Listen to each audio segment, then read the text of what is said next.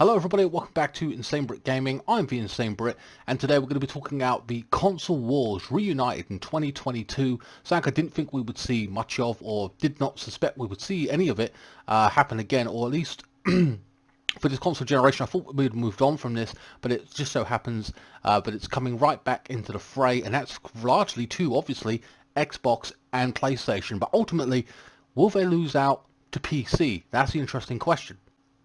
So first and foremost, Xbox acquire Activision / Blizzard with a couple of franchises for 70 billion. The likes of World of Warcraft, which I know has been dumped on an awful lot.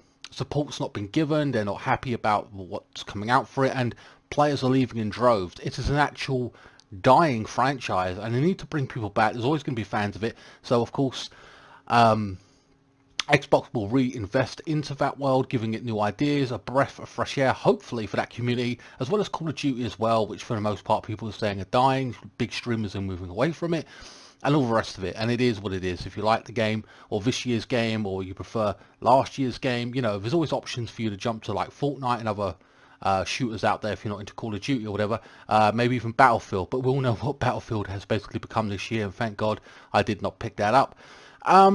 So yeah, Xbox now having control of Call of Duty is the big news, of course, and everyone's fearful that they're essentially going to possibly withhold it from PlayStation. And as a gamer, I like choice, and in this generation, especially Xbox and PlayStation 4 era, we've had a lot of choice. I've been able to sit here and say, hey, what do you want to play on, PlayStation or Xbox? Now, I'm primarily a PlayStation player, but if it's available on the Xbox and it's on Game Pass or whatever, I will just play it there, record it, upload it, whatever. Don't really bother me. If it's a particular franchise like Halo, obviously, in Gears, I have to play on Xbox, Uncharted on PlayStation, etc., etc. It's a given. But yeah, so it's like a level playing field for most games of multi-platform at this point in time. Of course, last year I did a story on Xbox buying up a load of franchises, or should I say studios with franchises, including Ninja Theory and a hell of a lot of others. I think there's a total of 15, probably plus now, along with Activision as well, with big game franchises. And I did say that moving forward, Xbox was going to have a very bright future. The problem is, and it's the same with any company, not just Xbox, as well as Sony, Xbox has been in the driving seat before, and when they're in the seat before, we saw in 2013 when the launch of the console, they said we couldn't borrow each other games and we had to be online all the time, which pissed a lot of everybody off. Xbox gamers, people were thinking about buying the Xbox. PlayStation players were like, hell no. I mean, if we weren't going to pick up one now, we damn sure ain't going to be doing it point blank, even if at a later date, which I essentially ended up doing and was going to do anyway. PlayStation was at where it was at for me anyway. But yeah, the thing is, when these big companies get ahead, they do shady stuff, and you've got to hold them accountable. So that's the fear going forward with Xbox acquiring all of these companies. However, Xbox and Sony have had conversations on the phone. Xbox has basically said that they're going to honour the current contracts for Call of Duty, and essentially moving forward as well. I read a little bit more detail. They basically said it's an important partner, so whatever. So basically they're going to tap into PlayStation's marketplace, which is a very smart move, getting money not only from Xbox players, but also PlayStation players. And that's very interesting. Now that could change over time. There could be just a mouthpiece. They could end up saying, nah, we're just going to put COD on Xbox, and then whatever. But that would rile up everyone and split the player base, and or no, it would just piss everybody off, basically, even if you do buy an next-gen console, because you like the choice where to play. It is what it is. And it's been on multi-platform for years, so the idea of just moving to one console for it kind of would frustrate and anger everybody. I don't think that's a positive thing, and not only that, they want to tap into that marketplace of PlayStation players, giving them money, etc., etc. And that's good. Okay, whatever. So that's fair play to them. However, in a direct response, or at least in theory, PlayStation, or Sony, sorry, have came out and they've, oh man, what was it? Who did they buy now? Ugh, I can't remember the name of the company they bought. For 3.6 billion, I believe it was. Sony have bought Bungie. That's right. Now Bungie really, they had Halo, they give it to four free industries or whatever it is, free industries, sorry, and essentially they've got Destiny. Now Destiny screwed me and my friend over. We weren't happy about it. We refused to play Destiny 2, and I ain't picking that shit up either way. Even though I can play it for free on the Xbox, I think it is now on Game Pass, I ain't fucking with it. I won't. They burned me once because I didn't like the first game, and they tried to sell me DLC for it, and I was like, hell no. I did end up playing the other game they actually released, but it was a piece of shit and it died very quick anyway. I can't remember what it was called. But yeah, anyway, it died. Anyway, so we thought this was a direct response. Now my theory to this, sorry guys, let me switch back to the camera, was essentially that at this point, was Sony doing a power grab?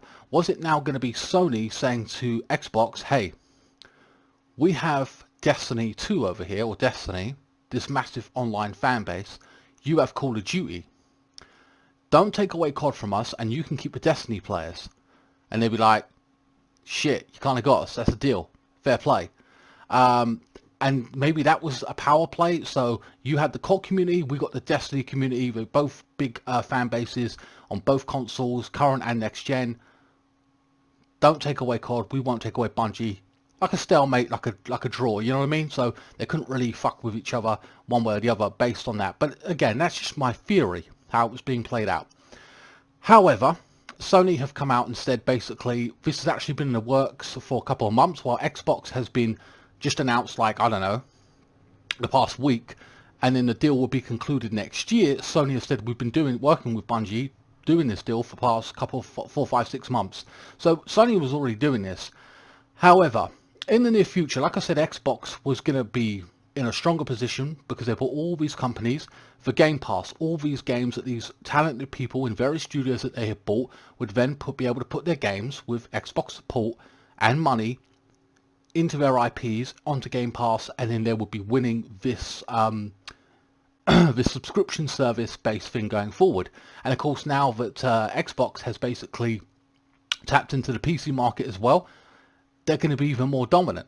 At this point, Sony is now buying up other companies as well, and they are saying expect, the last tweet or piece of news from their director or whatever said expect more acquisitions. So Sony and Microsoft are now gobbling up these little companies, supporting them to put them now on their prospective subscription space services. Now, here's the thing. They basically got them on 2 different servers with Xbox Game Pass, and you've got the PlayStation Now. I don't subscribe to PlayStation Now. I don't really like it, and it means more money, and I don't think it's worth the money right now.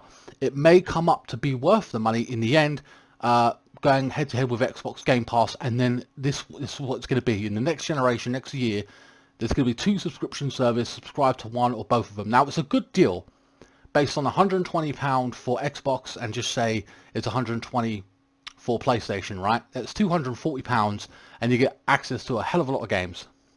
However, most people will not be able to afford both consoles, as if you can even find one. And that's a pain in the arse in itself. Now, if you're an older person like myself, you'll be able to afford 2, or you'll pick up one, you'll be able to get the second one later on, which I intend on doing. I intend on buying an Xbox, but I'm prioritizing PlayStation at this point, again, if anyone can even find them. However, so you've got these 2 subscription services now moving forward as the future, as it were. And so it's getting people basically to being digital as well, let's be honest. Possibly phasing out the physical disc thing, I don't know, long term maybe. I hope they don't do that, but it is what it is. If you're a Steam user, basically you'll be used to that anyway, and I understand that, but I'm a console gamer. I like traditional, I like collecting games. Some I'll just play on Game Pass, others I like to buy and own, whatever. I'm a traditionalist like that in that respect, but who knows, moving forward I might change, we will change, and what have you. But yeah, so basically they're buying up all these smaller companies. Now, there's good and bad to that. So we've got Xbox's money and Sony's money supporting these studios, giving them money to create new IPs and all the rest of it. However, we see it with Minecraft on Xbox. They bought Minecraft, and it became, well, it was always successful, but it became even more successful. They made changes. The community didn't like all the changes. Criticism, some loved, some hate. It is what it is. But also we saw them do shit with Bungie where they put pressure or no, 3 to 4 free industries. They put pressure on them to get the next Halo out, Xbox, so it can be hit and miss. And they have control of certain franchises, and with them putting pressure on those various companies, it may go bad, it may go good. So that's the thing with Sony as well as Xbox. Also, I don't like the fact that if these two companies do have these little companies under them, yes, they put the money in, but I don't want pressure being put on them. We like independent studios, freedom of creativity, innovation, being able to do what they want. We don't want somebody pushing down on them, putting pressure on them and all the rest of it, rushing stuff out, games unfinished. We look at Battlefield, for example. Not that it's owned by one or the other of those companies, but Battlefield being pushed out. And of course, you know, when something is wrong with a game or what have you, word spreads quickly amongst the gaming community, Xbox or PS, PlayStation or PC, people criticize, and then what do the likes of me and you do? We put our wallets back in our pocket, and I will not give you my money. We see this with Battlefield, and you know, and I'm so happy I didn't pick up that piece of shit. I went for COD, and the COD still has its issues, but I enjoy it a hell of a lot more than I would have Battlefield, and whatever it is, what it is. And Season 2 for Call of Duty has been delayed as well, thanks to shitty Warzone, but whatever. I know that's free, and people like it. I don't like it particularly, so I don't really play it, but well, there you go.